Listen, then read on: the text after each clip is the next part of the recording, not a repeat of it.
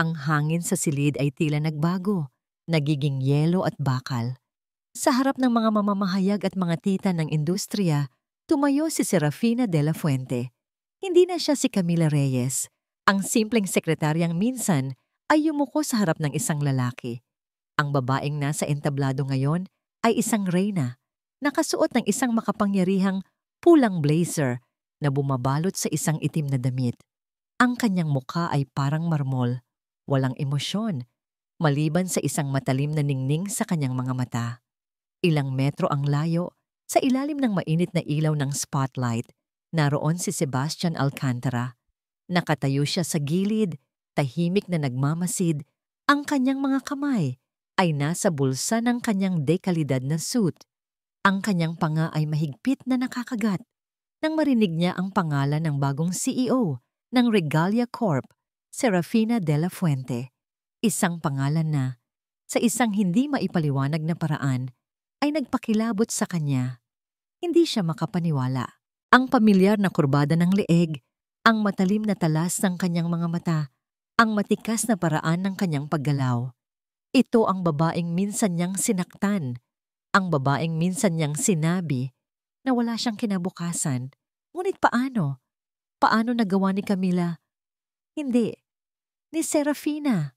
Ang ganitong pagbabago, ang pagtataka, ay unti-unting napalitan ng isang mapanganib na pakiramdam ng pagbabanta. Narinig ni Sebastian ang boses ni Serafina sa mikropono, malinaw at matatag.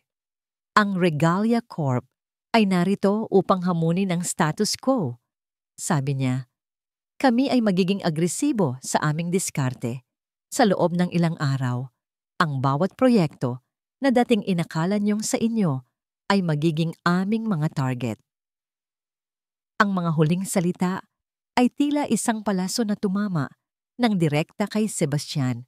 Ito ay isang deklarasyon ng digmaan, hindi lang sa negosyo, kundi personal. Narinig niya ang bulungan ng mga tao sa paligid niya, ang mga reporter na nagmamadaling isulat ang bawat salita niya. Ang dating mapayapang landscape ng industriya ay biglang naging larangan ng digmaan at ang kanyang kalaban ay walang iba kundi ang babaeng minsan niyang ipinahiya. Sa gitna ng kumpol ng tao, naroon si Liana, ang kanyang kasintahan. Naka-cocktail dress siya na nagpapakita ng kanyang kahanga-hangang figura. Ang kanyang mga mata ay nakatitig ng matalim kay Serafina. Sa kanyang mukha ay may ngiti, ngunit hindi ito umabot sa kanyang mga mata. Tingnan mo naman siyang pumapel. Bulong niya, ang kanyang boses ay puno ng paghamak. Akala mo kung sino. Hindi pinansin ni Sebastian si Liana. Ang kanyang isip ay naglalakbay pabalik. 8 taon na ang nakalipas. Naalala niya ang araw na pumasok si Camila sa kanyang opisina. Ang kanyang mga mata ay puno ng takot at pag-asa. Naalala niya ang kanyang sariling malamig na boses habang sinasabi niya ang mga salitang, "You're fired, Camila. Hindi ka na mapagkakatiwalaan." Naalala niya ang pagbagsak ng mga luha sa pisngi nito at ang nakakatakot na pagtanggi na mararamdaman niya sa mga panahong iyon. Ngunit ngayon, walang luha, wala ng takot, tanging matinding determinasyon. Pagkatapos ng press conference, mabilis na nawala si Serafina. Tumayo si Sebastian at sumunod, ngunit huli na siya. Tanging ang mainit na anino ng kanyang pabango ang naiwan sa hangin. Umuwi si Sebastian, ang kanyang isip ay gulong-gulo. Tumawag siya sa kanyang personal na taga-imbestiga. Ang kanyang boses ay matigas. Gusto ko ng lahat ng impormasyon tungkol sa CEO ng Regalia Corp, si Serafina de la Fuente. Sabi niya, gusto kong malaman ang lahat, simula sa huling araw na nasa Alcantara siya hanggang ngayon. At gusto ko ring malaman ang tungkol sa 3 bata. Sino sila? Kinagabihan, nakaupo si Serafina sa isang malaking sala. Ang kanyang mga mata ay malambot habang pinapanood niya ang kanyang 3 anak na naglalaro. Si Gabriel, ang pinakamatanda, ay nagbabasa ng isang libro. Ang kanyang noo ay nakakunot sa konsentrasyon. Si Mateo, ang pangalawa, ay gumagawa ng isang robot mula sa mga Lego. At si Sofia ang pinakabata ay nakaupo sa kanyang kandungan, tahimik na naglalaro ng kanyang manika. Ang mga bata ay ang kanyang lakas, ang kanyang dahilan. Sa tuwing nakikita niya ang kanilang mga ngiti, nawawala ang lahat ng sakit sa kanyang puso. Ang galit na nararamdaman niya sa araw na yon ay bumabalik. Ngunit ngayon, hindi ito isang galit na sumisira, kundi isang lakas na nagtatayo. "Kamusta ang araw mo, Nay?" tanong ni Gabriel nang makita niya ang kanyang ina. Ngumiti si Serafina at ginulo ang buhok ng kanyang anak. "Mabuti naman, anak. Ang mahalaga, magkasama tayo." Habang ang mga bata ay natutulog, nagbukas si Serafina ng isang lumang photo album. Sa loob, may isang larawan ng isang babae na nakangiti, na may isang simpleng puting blusa. Ito ay ang larawan ni Camila. Ang kanyang mga mata ay napuno ng luha habang tinitingnan niya ang kanyang dating sarili. Naalala niya ang araw na siya ay nag-iisa at nagdadalang tao. Nagpapa siyang bumalik sa probinsya. Naalala niya ang pagkasira ng kanyang pangarap at ang kalungkutan sa kanyang puso. Ngunit pagkatapos ng lahat, narito siya ngayon, isang nanay na nagmamahal at nag-aalaga. Sa kanyang silid, tumunog ang kanyang cellphone. Isang kaibigan ang nagpadala ng isang link sa isang online na magazine. Ang headline ay malaki at matalim. Ang bagong reyna ng negosyo, Serafina de la Fuente, at ang 3 prinsipe ng Regalia Corp. Sa ilalim may isang larawan niya na kasama ang 3 bata. Ang kanyang mga mata ay puno ng pagmamahal. Nakita ni Serafina ang larawan. Ang kanyang puso ay biglang tumibok ng malakas. Ito ay isang panganib. Ito ay ang kanyang pinakamahalagang pag-aari, ang kanyang mga anak. At ngayon ay nasa spotlight sila. Sa kabilang dako, sa kanyang malaking opisina sa tuktok ng Alcantara Building, tinitigan ni Sebastian ang parehong larawan. Ang mga salita sa headline ay tila hindi na mahalaga. Tanging ang mga mukha ng mga bata ang nakita niya. Si Gabriel, ang pinakamatanda, ay may matatalim na mata na tulad sa kanya, ngunit may malambot na ngiti. Si Mateo ay may malambot na mata na tulad sa kanyang hindi. Sa mata ni Camila, at si Sofia, ang bunsong babae, ay may matulis na ilong na tulad ng sa kanya. Huminto ang kanyang paghinga. Hindi ito maaring maging isang simpleng pagkakataon. Isang malamig na takot, ang gumapang sa kanyang dibdib. Pamilya. Ang kanyang sariling pamilya. 8 taon na ang nakakaraan. Iniwan niya si Camila nang walang pag-aalinlangan. Ngayon, sa harap niya, ang 3 bata ay tila nagbabahagi ng kanyang sariling dugo. Ang isang tanong na matagal nang nakalimutan ay bumalik sa kanya. Ano ang totoo? At ano ang kasinungalingan? Kahit anong pilit ni Sebastian, hindi niya maalis sa isip ang larawan sa magazine. Ang mga mata ni Gabriel, ang matangos na ilong ni Sofia, ang malambot na ngiti ni Mateo. Bawat isa ay parang piraso ng isang puzzle na matagal nang nawawala. Paulit-ulit siyang bumalik sa larawan, pinag-aaralan ang bawat detalye.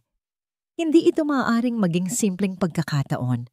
Mayroon siyang isang nakakagambalang pakiramdam, isang malamig na kamay na humahawak sa kanyang puso.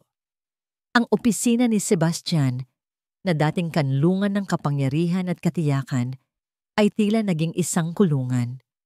Ang malawak na bintana na nagpapakita ng skyline ng Manila ay hindi na nagbibigay ng inspirasyon, kundi ng pagkakaba. Siya ay palaging ipinagmamalaki ang kanyang kakayahang magbasa ng mga tao, ng mga sitwasyon. Ngunit si Serafina, siya ay isang blangkong libro, isang misteryo na napakahirap intindihin. Walang emosyon, walang bakas ng dating Camila Reyes. Ang tanging bagay na nag-uugnay sa kanila ay ang masakit na alaala na paulit-ulit na bumabalik. Naalala niya ang araw na naganap ang lahat. Si Camila ay pumasok sa kanyang opisina. Ang kanyang mukha ay namumula at ang kanyang mga mata ay nanunuyo mula sa pag-iyak. Hawak niya ang isang lumang sobre at alam niyang may sasabihin siyang mahalaga.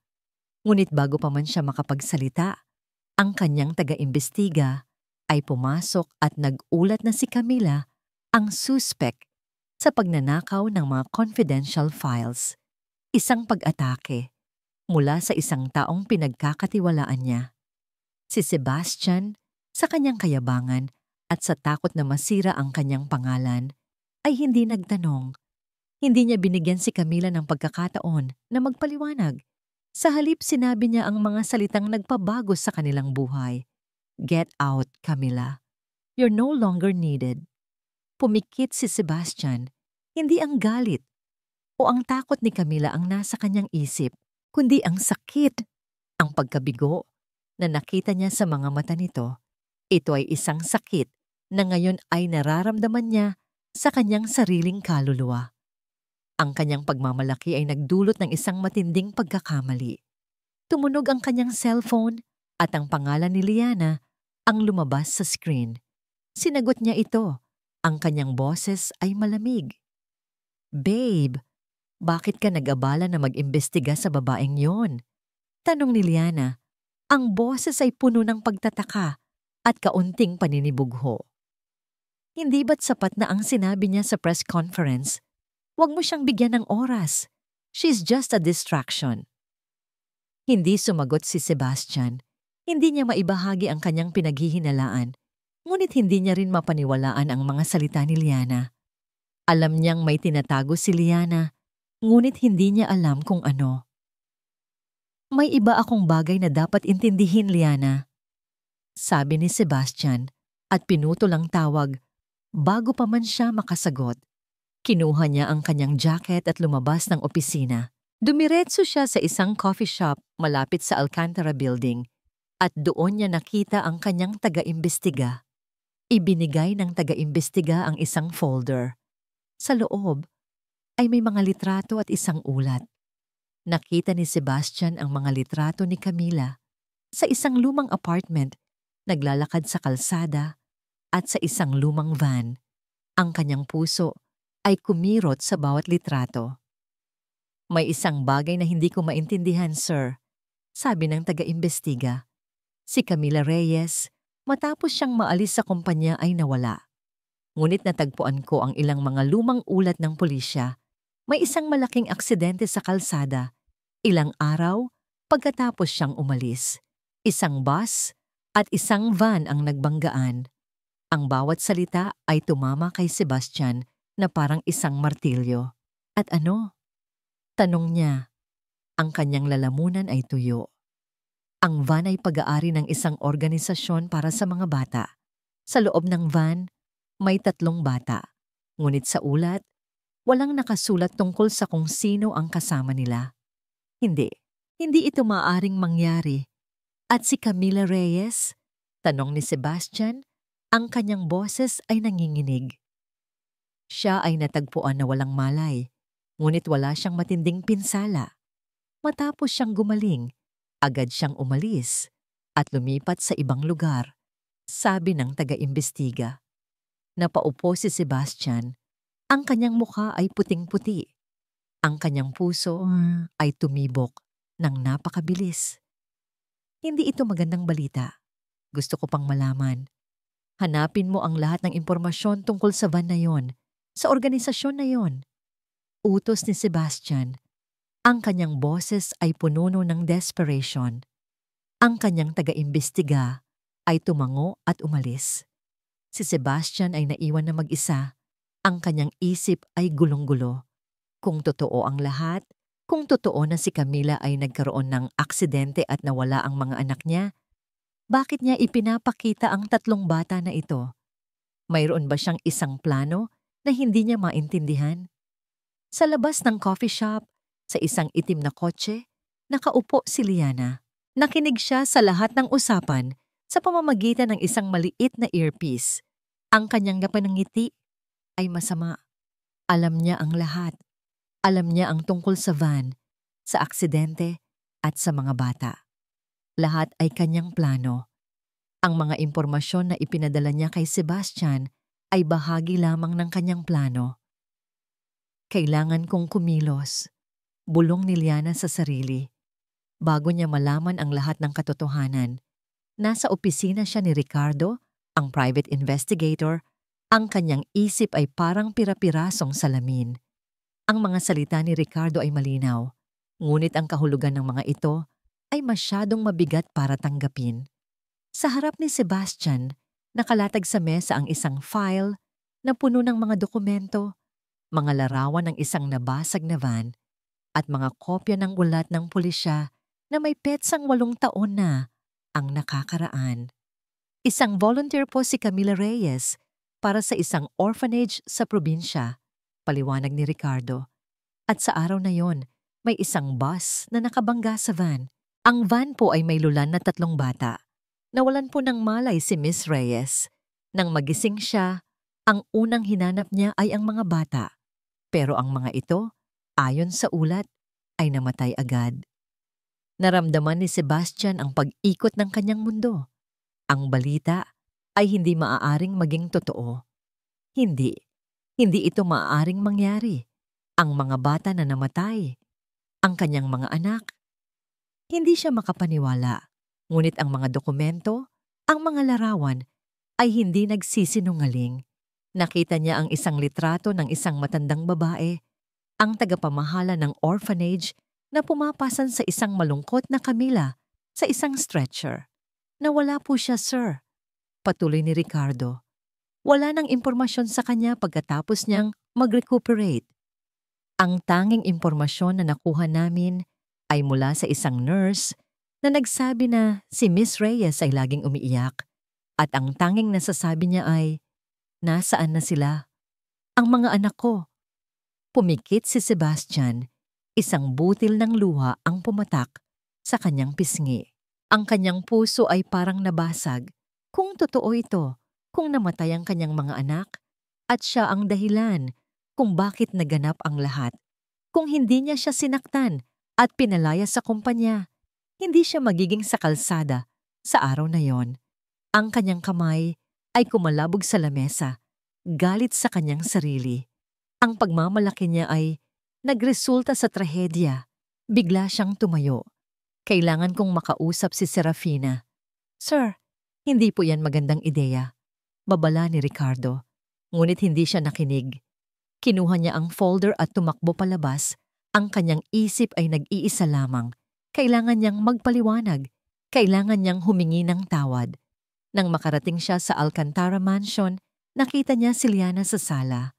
Mukhang nag-aalala siya. Babe, anong nangyayari? Tanong niya. Ang kanyang mga mata ay nag-aalala. Hindi sumagot si Sebastian. Sa halip, ibinaba niya ang folder sa mesa. Ang mga kamay ay nanginginig. Kailangan kong pumunta sa labas. Kailangan kong makita siya. Sino? Si Camila. Tanong ni Liana. Ang kanyang boses ay may bahid ng paninibugho. Bakit? Ano bang meron sa kanya? Huwag ka nang magtanong, Liana. Sabi ni Sebastian. Huwag ka nang mag-abala. Hindi mo maiintindihan. Ang kanyang mga salita ay tumama kay Liana na parang isang sampal. Napatingin siya sa sahig. Ang kanyang mga mata ay galit. Ngunit sa halip na magalit, ngumiti si Liana. Isang ngiti na hindi umabot sa kanyang mga mata. Isang masamang ngiti. Nang umalis si Sebastian, kinuha ni Liana ang kanyang cellphone.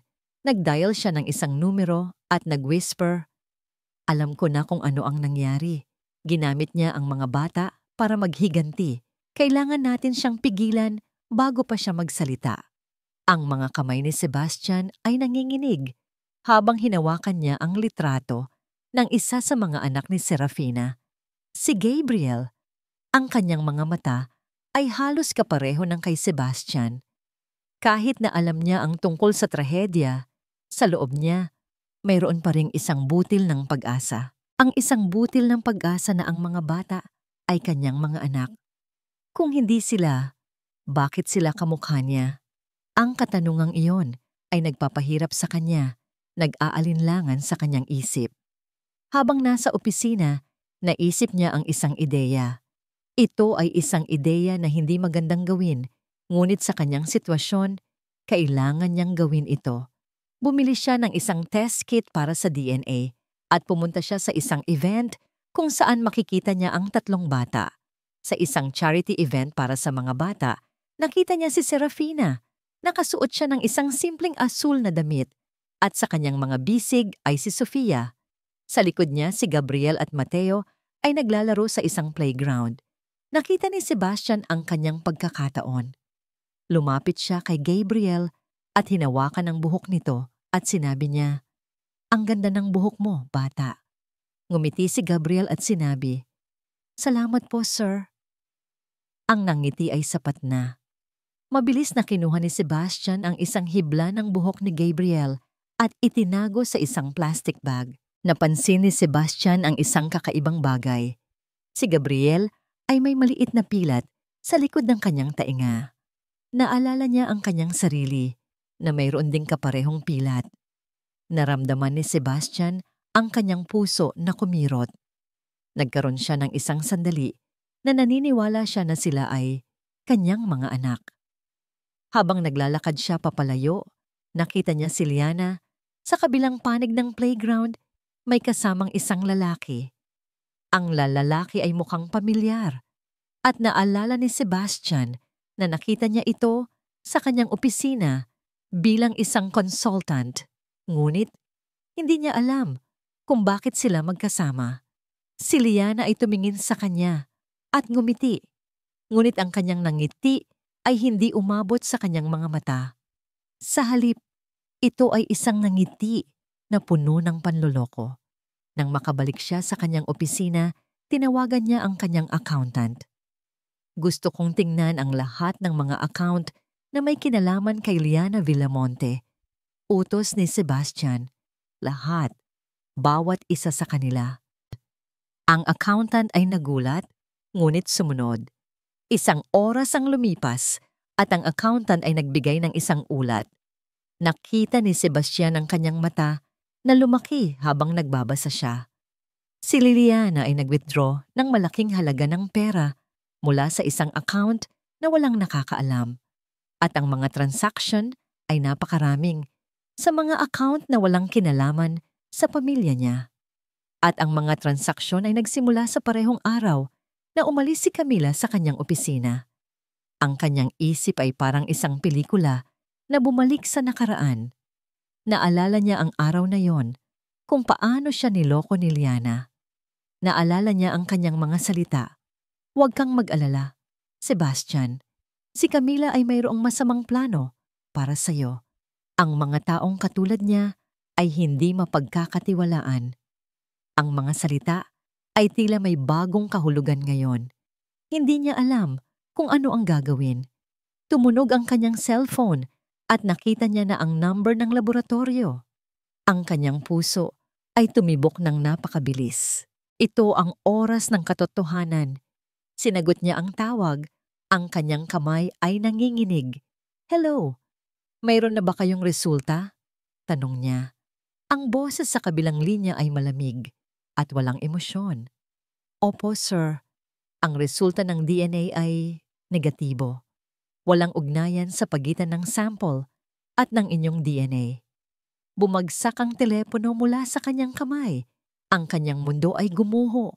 Ang kanyang pag-asa, ang kanyang paniniwala, ang lahat ng bagay na pinaniniwalaan niya ay nawala. Ang kanyang mga anak ay patay at ang mga bata na nakikita niya ngayon ay hindi niya. Nang gabing iyon, hindi siya umuwi. Sa halip, nagmaneho siya sa isang bar at doon, uminom siya hanggang sa mawalan ng malay. Ang kanyang isip ay nag-iisip lamang ng isang bagay. Ang kanyang pag-aalinlangan ay nagdulot ng trahedya sa kanyang buhay. Ang mga araw ay naging gabi at ang mga gabi ay naging araw. Si Sebastian ay nagkulong sa kanyang opisina, hindi makatulog, hindi makakain. Ang resulta ng DNA test ay nananatili sa kanyang isip. Ang kanyang mga anak ay patay. Ang lahat ng pag-asa, ang lahat ng pagnanais na magkaroon ng pamilya ay nawala. Ang kanyang puso ay parang nabasag. Ang kanyang kayabangan ay nagdulot ng isang matinding pagkakamali. Ang kanyang desisyon na hindi makinig kay Camila, ang kanyang pagtanggi na magbigay ng pagkakataon sa kanya na magpaliwanag ay nagdulot ng trahedya. Ang kanyang kamay ay kumalabog sa lamesa, galit sa kanyang sarili. Ang pagmamalaki niya ay nagresulta sa trahedya. Ang kanyang isip ay naglalakbay pabalik sa nakaraan. Naalala niya ang araw na pinalayas niya si Camila. Naalala niya ang kanyang mukha, ang kanyang mga mata na puno ng sakit. Naalala niya ang kanyang sarili na nagmamaneho papalayo at ang kanyang sarili na tumitingin sa salamin at nakikita ang isang taong hindi niya nakikilala. Hindi niya alam kung paano siya magpapatuloy. Ang kanyang buhay ay walang saysay. Walang saysay ang kanyang tagumpay, ang kanyang kayamanan, ang kanyang posisyon. Ang lahat ng ito ay walang saysay kung wala ang kanyang pamilya. Isang araw, nagpasya siyang pumunta sa bahay ni Serafina. Hindi para sa negosyo, hindi para sa trabaho, kundi para sa isang bagay na mas mahalaga. Para sa isang bagay na kailangan niyang gawin. Kailangan niyang magpaliwanag. Kailangan niyang humingi ng tawad.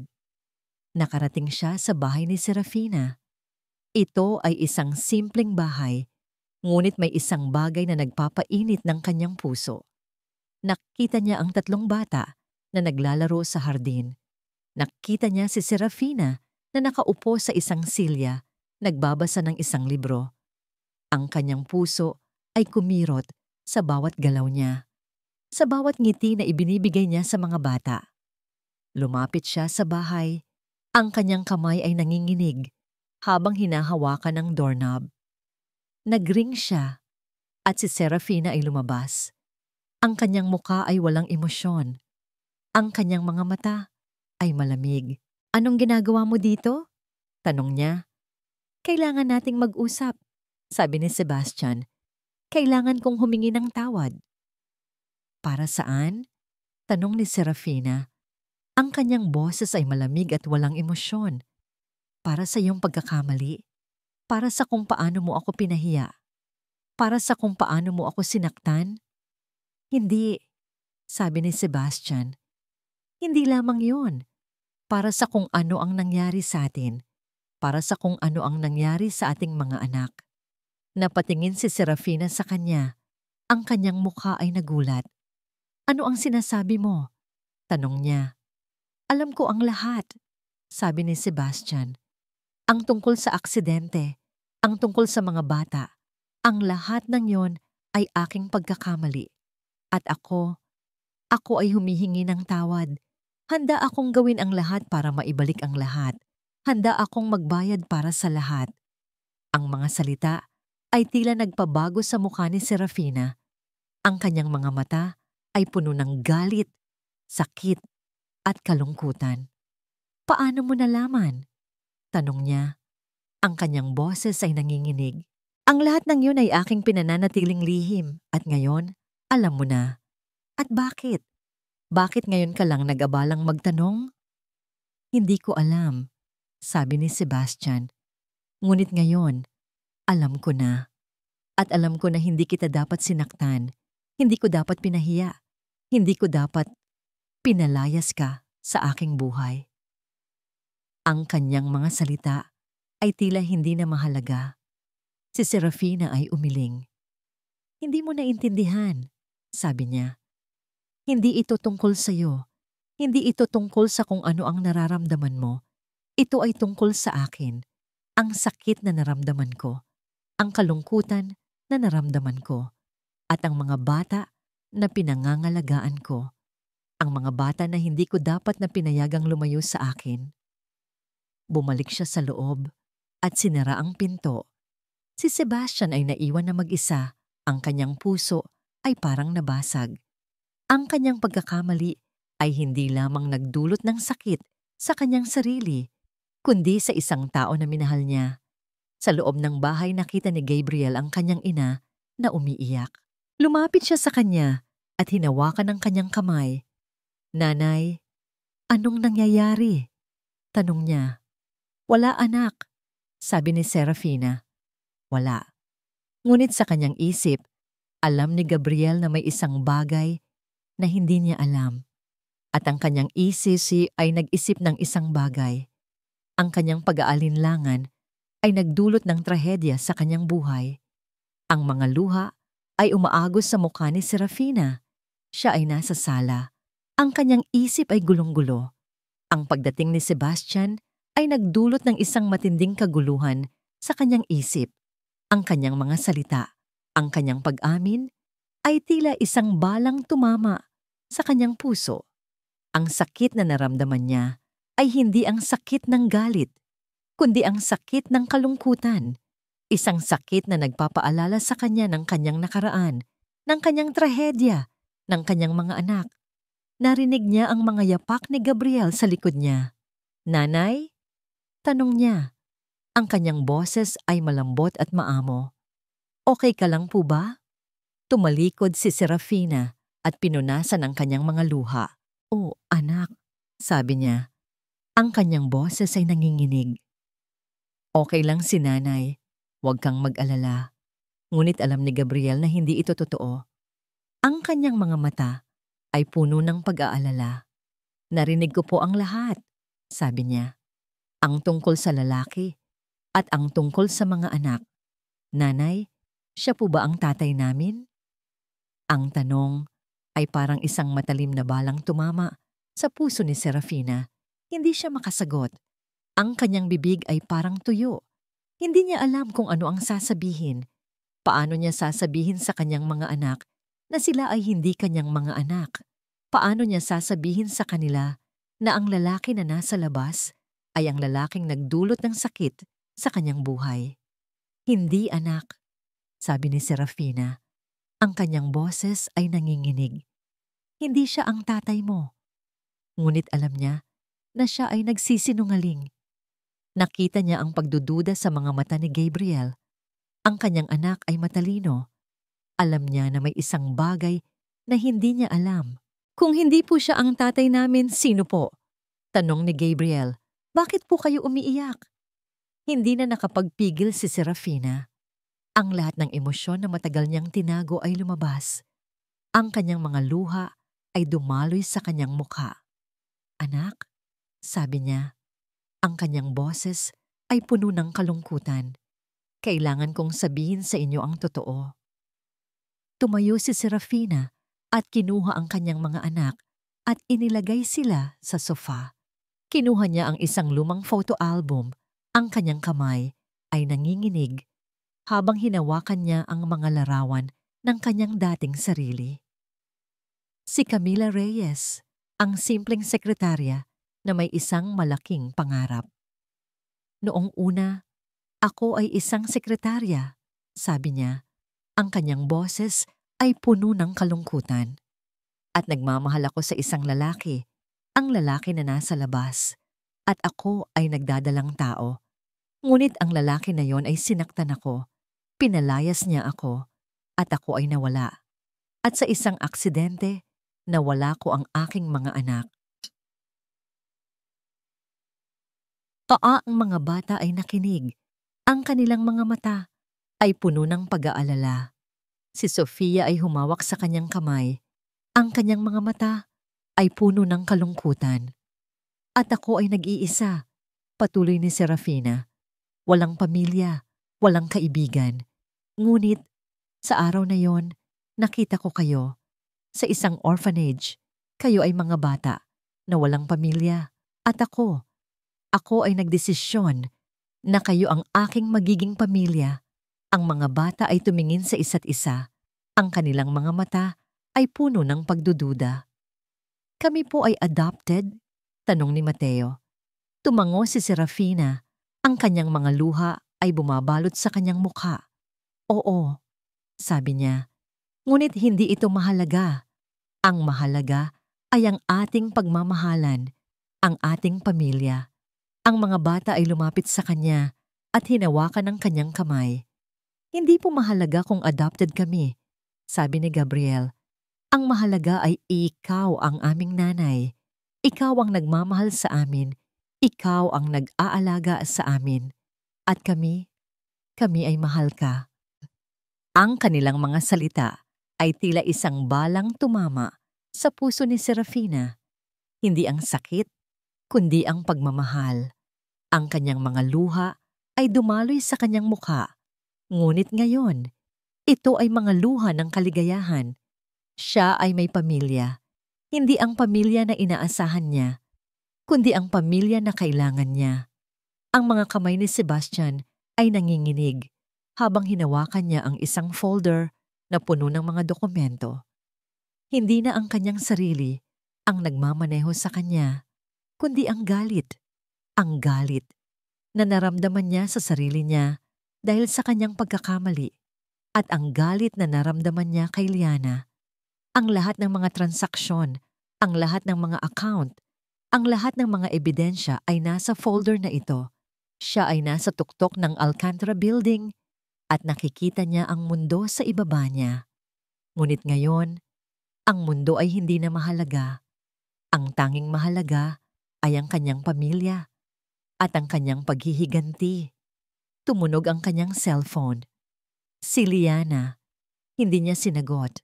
Alam niya na kung sasagutin niya, siya ay magsisinungaling at siya ay gagamitin ang kanyang mga salita laban sa kanya.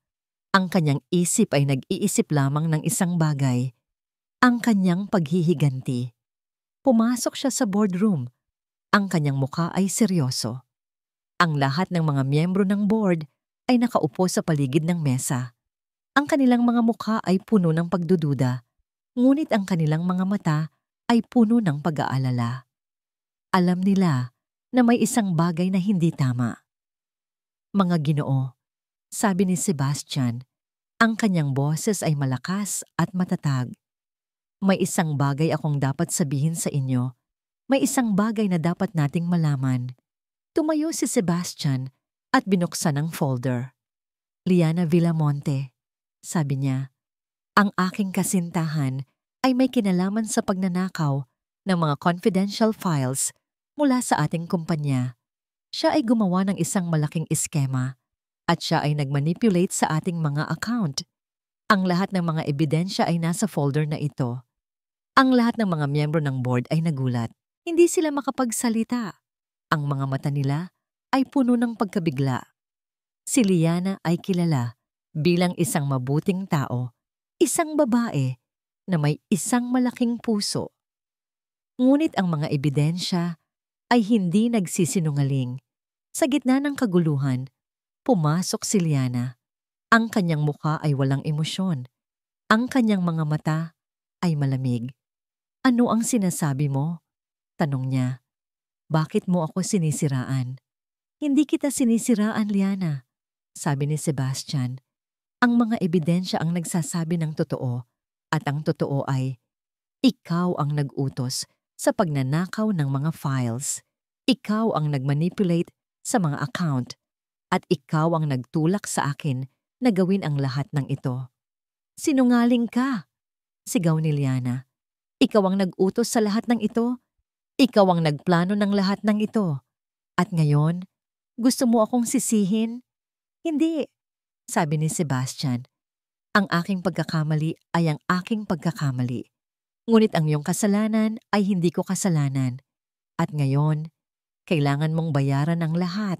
Tumayo si Liana at tumingin sa lahat ng mga miyembro ng board. Huwag kayong maniwala sa kanya. Sigaw niya. Siya ay nagsisinungaling. Siya ay isang sinungaling. Ngunit ang mga miyembro ng board ay hindi na nakinig sa kanya. Ang mga ebidensya ay masyadong malinaw. Ang lahat ng mga dokumento, ang lahat ng mga transaksyon, ang lahat ng mga ebidensya ay nasa folder. At ang kanilang mga mata ay puno ng pagdududa. Bigla, pumasok ang mga pulis. Sila ay nagmaneho sa boardroom at sinabi ni Sebastian, ito ang mga dokumento. Ang lahat ng mga ebidensya ay nasa folder na ito. Ang mga pulis ay kinuha ang folder at tiningnan ang mga dokumento. Ang kanilang mga mukha ay seryoso. Miss Villamonte, kailangan mong sumama sa amin, sabi ng isang pulis. Hindi, sigaw ni Liana. Hindi ako sasama. Hindi ako isang kriminal. Ngunit ang mga pulis ay hindi nakinig. Kinuha nila si Liana at dinala siya sa labas ng boardroom. Ang kanyang mukha ay puno ng galit, sakit at pagkabigo. Nang umalis si Liana, ang lahat ng mga miyembro ng board ay tumingin kay Sebastian. Ang kanilang mga mukha ay puno ng pag-aalala. Anong nangyayari? Tanong ng isang miyembro. Ang lahat ng ito ay isang malaking iskema, sabi ni Sebastian. At ngayon, kailangan nating gawin ang lahat para maibalik ang ating kumpanya. At kailangan nating gawin ang lahat para maibalik ang ating mga kaibigan. Ang mga mata ni Serafina ay walang emosyon, ngunit ang kanyang puso ay puno ng galit. Ang mga balita tungkol sa pag-aresto kay Liana ay kumalat ng mabilis. Narinig niya ang lahat, ang pag-amin ni Liana sa lahat ng kasalanan, ang kanyang pagpaplano, ang kanyang panloloko. Ngunit ang lahat ng iyon ay hindi mahalaga. Ang mahalaga ay ang kanyang mga anak. Ang mahalaga ay ang kanyang pamilya. Nakarating si Sebastian sa opisina ni Serafina. Ang kanyang muka ay seryoso, ngunit ang kanyang mga mata ay puno ng pag-aalala. Nakita niya si Serafina na nakaupo sa kanyang upuan. Ang kanyang mukha ay walang emosyon. Alam ko na ang lahat, sabi niya. Liana ang may kagagawan. At ano? Tanong ni Serafina. Ang kanyang boses ay malamig. Ano ang gusto mong gawin ko? I-forgive mo ako? I-forgive mo siya? Hindi, sabi ni Sebastian. Hindi ako humihingi ng tawad. Ako ay humihingi ng tulong. Si Liana ay may kasama. Mayroon siyang isang organisasyon sa likod niya at kailangan ko ang iyong tulong para mahanap ang lahat ng ito. Bakit ako? Tanong ni Serafina. Bakit ako dapat tulungan ng isang taong sumira sa aking buhay? Dahil alam ko na hindi ka ganoon, sabi ni Sebastian. Alam ko na may isang bagay na nag-uugnay sa atin at alam ko na hindi ka mag-iisa sa laban na ito. Ako ay kasama mo. Ang mga salita ni Sebastian ay tila nagpabago sa mukha ni Serafina. Ang kanyang mga mata ay puno ng pagdududa, ngunit may isang bagay na nagpainit sa kanyang puso. Ang pag-amin ni Sebastian ay isang bagay na hindi niya inaasahan. Paano ako magtitiwala sa iyo? Tanong ni Serafina. Paano ako maniniwala sa iyo matapos ang lahat ng nangyari? Hindi ko alam, sabi ni Sebastian. Ngunit alam ko na kailangan nating gawin ang lahat para mahanap ang katotohanan. At alam ko na hindi ako magiging sa laban na ito kung wala ka. Kailangan ko ang iyong tulong. Ang kanyang mga salita ay sapat na. Si Serafina ay tumayo at tumingin sa kanya. Okay, sabi niya. Ngunit may isang kondisyon. Walang sino man ang makakaalam tungkol dito. Walang sino man ang makakaalam tungkol sa ating pag-uusap. At walang sino man ang makakaalam tungkol sa ating plano. Lahat ay dapat na lihim. Okay, sabi ni Sebastian. Lahat ay dapat na lihim. Hindi ako mag-uusap sa sinuman. Hindi ako magpapakita sa sinuman. Ang tanging alam nila ay ang ating pag-uusap ay isang negosasyon. Ang kanilang mga plano ay nagsimula. Nagtrabaho sila ng magkasama, nag-iimbestiga sa mga account ni Liana, naghahanap ng mga ebidensya, naghahanap ng mga kasama. Ang kanilang mga oras ay naging gabi, at ang kanilang mga gabi ay naging araw. Ngunit sa bawat araw na lumipas, ang kanilang pagtitiwala sa isa't isa ay lumaki. Isang araw, nakita nila ang isang bagay na hindi nila inaasahan. Ang isang account ni Liana ay may connection sa isang organisasyon, na may connection sa isang grupo ng mga tao, na may kinalaman sa pagnanakaw ng mga confidential files. Ang lahat ng ito ay isang malaking iskema, at ang kanilang mga plano ay naganap ng mas mabilis. Ang kanilang mga kaibigan, ang kanilang mga pamilya, ang kanilang mga tagapaglingkod, ang lahat ng ito ay may isang malaking bahagi sa kanilang plano. Nagtulungan sila, nag-isip, nagtrabaho ng magkasama, at ang lahat ng ito ay nagbunga. Nang matapos ang kanilang pag-iimbestiga, natagpuan nila ang isang tao na nag-uusap sa telepono. Ang tao ay nagsasalita tungkol sa mga plano ni Liana at ang mga plano ng kanyang mga kasama. Ang kanilang mga puso ay tumibok ng napakabilis. Ito ang oras ng katotohanan. Ang taong iyon ay isang dating empleyado ng Alcantara. Isang taong sinasabi ni Liana na may kinalaman sa pagnanakaw ng mga confidential files. Ngunit ang totoo, siya ay isang kasama ni Liana.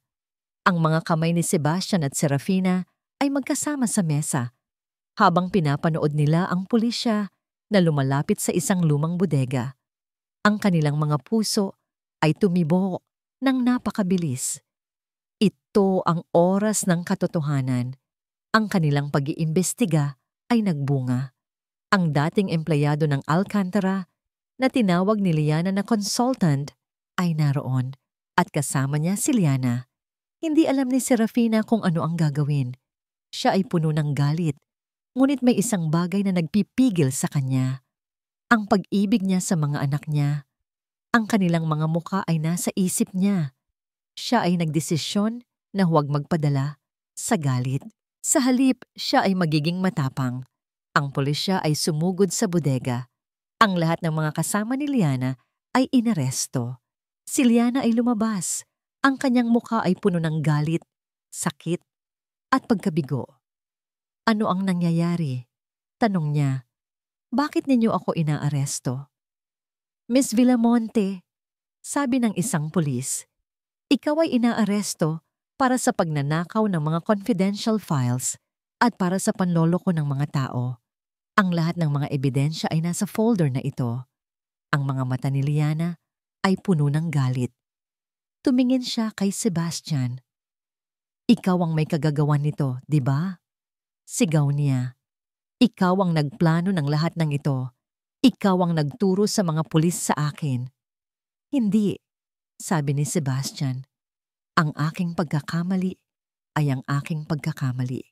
Ngunit ang iyong kasalanan ay hindi ko kasalanan. At ngayon, kailangan mong bayaran ang lahat. Hindi, sigaw ni Liana. Hindi ako magbabayad. Ako ay isang biktima. Ngunit ang mga pulis ay hindi nakinig. Kinuha nila si Liana at dinala siya sa labas ng bodega. Ang kanyang mukha ay puno ng galit, sakit at pagkabigo. Nang umalis si Liana, si Sebastian ay lumapit kay Serafina. Salamat, sabi niya. Salamat sa iyong tulong. Hindi ito tungkol sa iyo, sabi ni Serafina. Ito ay tungkol sa akin, ang aking paghihiganti at ang aking pamilya. Alam ko, sabi ni Sebastian, at ako ay humihingi ng tawad. Hindi lamang para sa kung ano ang ginawa ko sa iyo, kundi para sa kung ano ang ginawa ko sa ating mga anak. Ang aking pagkakamali ay nagdulot ng trahedya at ako ay handang gawin ang lahat para maibalik ang lahat. Handa akong magbayad para sa lahat. Ang mga salita ni Sebastian ay tila nagpabago sa mukha ni Serafina. Ang kanyang mga mata ay puno ng pagdududa, ngunit may isang bagay na nagpainit sa kanyang puso. Ang pag-amin ni Sebastian ay isang bagay na hindi niya inaasahan. Paano ako magtitiwala sa iyo? Tanong ni Serafina. Paano ako maniniwala sa iyo matapos ang lahat ng nangyari? Hindi ko alam, sabi ni Sebastian. Ngunit alam ko na kailangan nating gawin ang lahat para mahanap ang katotohanan. At alam ko na hindi ako magiging sa laban na ito kung wala ka. Kailangan ko ang iyong tulong. Ang kanyang mga salita ay sapat na. Si Serafina ay tumayo at tumingin sa kanya. Okay, sabi niya. Ngunit may isang kondisyon. Walang sino man ang makakaalam tungkol dito. Walang sino man ang makakaalam tungkol sa ating pag-uusap. At walang sino man ang makakaalam tungkol sa ating plano. Lahat ay dapat na lihim. Okay, sabi ni Sebastian. Lahat ay dapat na lihim. Hindi ako mag-uusap sa sinuman. Hindi ako magpapakita sa sinuman. Ang tanging alam nila ay ang ating pag-uusap ay isang negosasyon. Ang kanilang mga plano ay nagsimula. Nagtrabaho sila ng magkasama, nag-iimbestiga sa mga account ni Liana, naghahanap ng mga ebidensya, naghahanap ng mga kasama. Ang kanilang mga oras ay naging gabi, at ang kanilang mga gabi ay naging araw. Ngunit sa bawat araw na lumipas, ang kanilang pagtitiwala sa isa't isa ay lumaki. Isang araw, nakita nila ang isang bagay na hindi nila inaasahan. Ang isang account ni Liana ay may koneksyon sa isang organisasyon na may koneksyon sa isang grupo ng mga tao na may kinalaman sa pagnanakaw ng mga confidential files. Ang lahat ng ito ay isang malaking eskema at ang kanilang mga plano ay naganap ng mas mabilis. Ang kanilang mga kaibigan, ang kanilang mga pamilya, ang kanilang mga tagapaglingkod, ang lahat ng ito ay may isang malaking bahagi sa kanilang plano. Nagtulungan sila, nag-isip, nagtrabaho ng magkasama, at ang lahat ng ito ay nagbunga. Nang matapos ang kanilang pag-iimbestiga, natagpuan nila ang isang tao na nag-uusap sa telepono. Ang tao ay nagsasalita tungkol sa mga plano ni Liana at ang mga plano ng kanyang mga kasama. Ang kanilang mga puso ay tumibok ng napakabilis. Ito ang oras ng katotohanan. Ang taong iyon ay isang dating empleyado ng Alcantara, isang taong sinasabi ni Liana na may kinalaman sa pagnanakaw ng mga confidential files. Ngunit ang totoo, siya ay isang kasama ni Liana. Ang mga araw ay naging gabi at ang mga gabi ay naging araw. Si Serafina at Sebastian ay nagtrabaho ng magkasama, nag-iimbestiga sa mga account ni Liana, naghahanap ng mga ebidensya, naghahanap ng mga kasama. Ang kanilang mga oras ay naging gabi at ang kanilang mga gabi ay naging araw. Ngunit sa bawat araw na lumipas, ang kanilang pagtitiwala sa isa't isa ay lumaki. Ang kanilang pag-ibig ay lumaki. Si Serafina ay nasa kanyang opisina at nakita niya si Sebastian na pumasok. Ang kanyang mukha ay seryoso, ngunit ang kanyang mga mata ay puno ng pag-aalala. May isang bagay akong dapat sabihin sa iyo, sabi niya. Ano? Tanong ni Serafina. Ang lahat ng mga ebidensya ay nasa pulisya, sabi ni Sebastian. Si Liana ay nasa kulungan. Ang lahat ng mga kasama niya ay nasa kulungan. Ang lahat ng ito ay tapos na. Ang mga salita ni Sebastian ay tila nagpabago sa mukha ni Serafina. Ang kanyang mga mata ay puno ng pagdududa. Ngunit may isang bagay na nagpainit sa kanyang puso. Ang pag-amin ni Sebastian ay isang bagay na hindi niya inaasahan. At ano? Tanong ni Serafina. Ano ang gusto mong gawin ko? Hindi ko alam, sabi ni Sebastian. Ngunit, alam ko na kailangan nating gawin ang lahat para maibalik ang ating kumpanya. At alam ko na kailangan nating gawin ang lahat para maibalik ang ating mga kaibigan. Ang kanyang mga salita ay sapat na. Si Serafina ay tumayo at tumingin sa kanya. Okay, sabi niya. Ngunit may isang kondisyon, walang sino man ang makakaalam tungkol dito, walang sino man ang makakaalam tungkol sa ating pag-uusap, at walang sino man ang makakaalam tungkol sa ating plano. Lahat ay dapat na lihim. Okay, sabi ni Sebastian. Lahat ay dapat na lihim. Hindi ako mag-uusap sa sino man. Hindi ako magpapakita sa sino man. Ang tanging alam nila ay ang ating pag-uusap ay isang negosasyon. Ang kanilang mga plano ay nagsimula. Nagtrabaho sila ng magkasama, nag-iimbestiga sa mga account ni Liana, naghahanap ng mga ebidensya, naghahanap ng mga kasama. Ang kanilang mga oras ay naging gabi at ang kanilang mga gabi ay naging araw. Ngunit sa bawat araw na lumipas, ang kanilang pagtitiwala sa isa't isa ay lumaki. Isang araw, nakita nila ang isang bagay na hindi nila inaasahan. Ang isang account ni Liana ay may connection sa isang organisasyon na may connection sa isang grupo ng mga tao na may kinalaman sa pagnanakaw ng mga confidential files. Ang lahat ng ito ay isang malaking eskema at ang kanilang mga plano ay naganap ng mas mabilis. Ang kanilang mga kaibigan, ang kanilang mga pamilya, ang kanilang mga tagapaglingkod. Ang lahat ng ito ay may isang malaking bahagi sa kanilang plano. Nagtulungan sila, nag-isip, nagtrabaho ng magkasama, at ang lahat ng ito ay nagbunga. Nang matapos ang kanilang pag-iimbestiga, natagpuan nila ang isang tao na nag-uusap sa telepono. Ang tao ay nagsasalita tungkol sa mga plano ni Liana at ang mga plano ng kanyang mga kasama. Ang kanilang mga puso ay tumibok ng napakabilis. Ito ang oras ng katotohanan. Ang taong iyon ay isang dating empleyado ng Alcantara. Isang taong sinasabi ni Liana na may kinalaman sa pagnanakaw ng mga confidential files. Ngunit ang totoo, siya ay isang kasama ni Liana. Ang mga mata ni Sebastian ay puno ng pag-aalala habang tinitigan niya ang mata ni Serafina. "Hindi ko alam kung paano ka maniniwala sa akin," sabi niya. Ang kanyang boses ay puno ng kalungkutan. "Ngunit kailangan nating mag-usap. Kailangan kong sabihin sa iyo ang lahat ng katotohanan." Hindi sumagot si Serafina. Sa halip, lumabas siya sa opisina at pumunta sa isang parke. Si Sebastian ay sumunod sa kanya. Doon, sa ilalim ng isang puno, umupo si Serafina.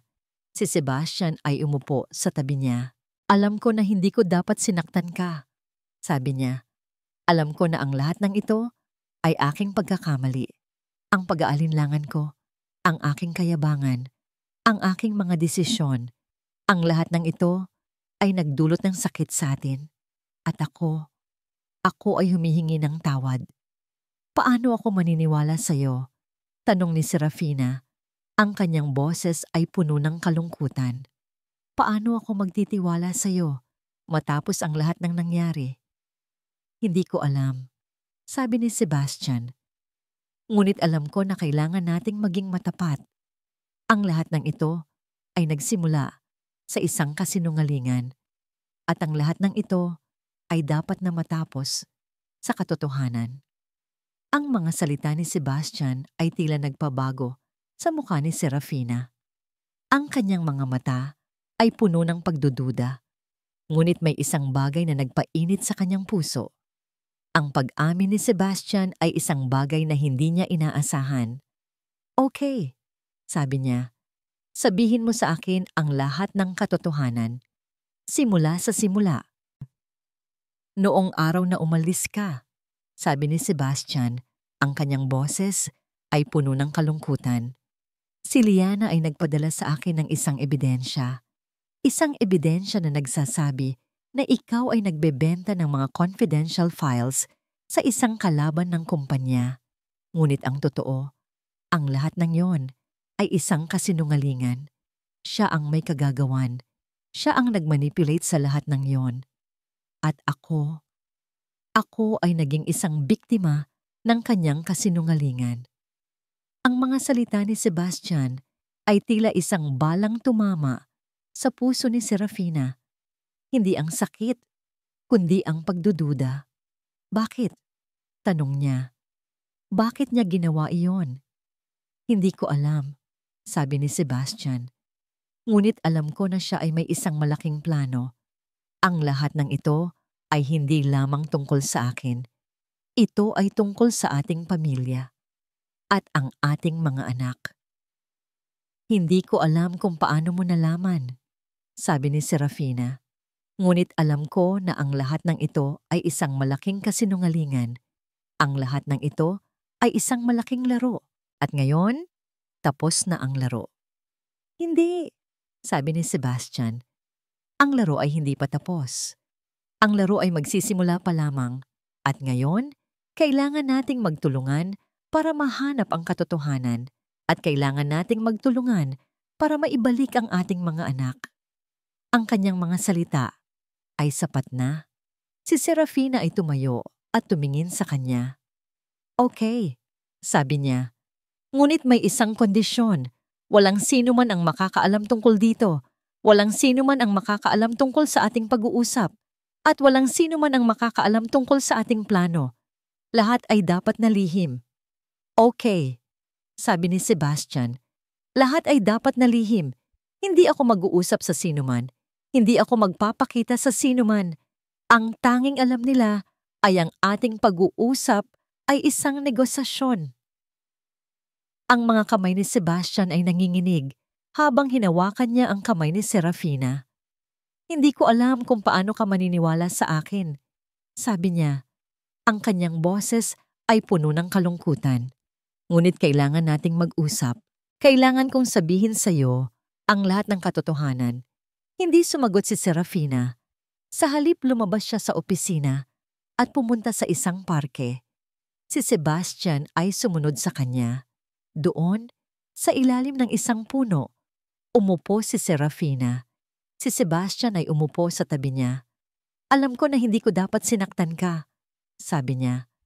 Alam ko na ang lahat ng ito ay aking pagkakamali. Ang pag-aalinlangan ko, ang aking kayabangan, ang aking mga desisyon. Ang lahat ng ito ay nagdulot ng sakit sa atin. At ako ay humihingi ng tawad. Paano ako maniniwala sa iyo? Tanong ni Serafina. Ang kanyang boses ay puno ng kalungkutan. Paano ako magtitiwala sa iyo matapos ang lahat ng nangyari? Hindi ko alam, sabi ni Sebastian.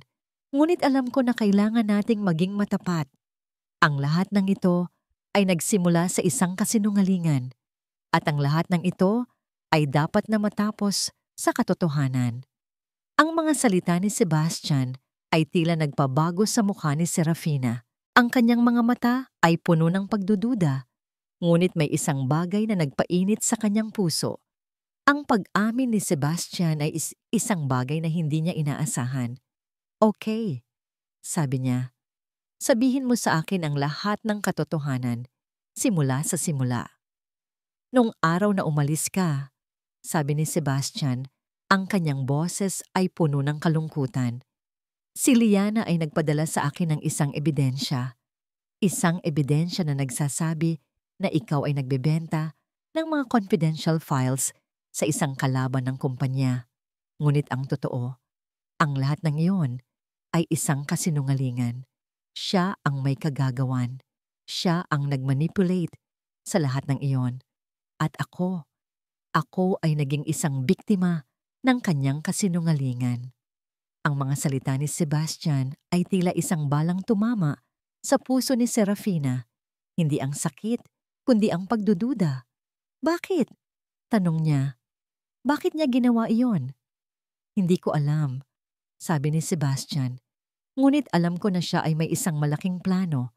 Ang lahat ng ito ay hindi lamang tungkol sa akin. Ito ay tungkol sa ating pamilya at ang ating mga anak. Hindi ko alam kung paano mo nalaman, sabi ni Serafina. Ngunit alam ko na ang lahat ng ito ay isang malaking kasinungalingan. Ang lahat ng ito ay isang malaking laro.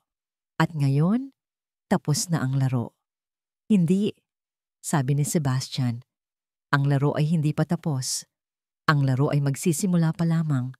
At ngayon, kailangan nating magtulungan para mahanap ang katotohanan at kailangan nating magtulungan para maibalik ang ating mga anak. Ang kanyang mga salita ay sapat na. Si Serafina ay tumayo at tumingin sa kanya. Okay, sabi niya. Ngunit may isang kondisyon.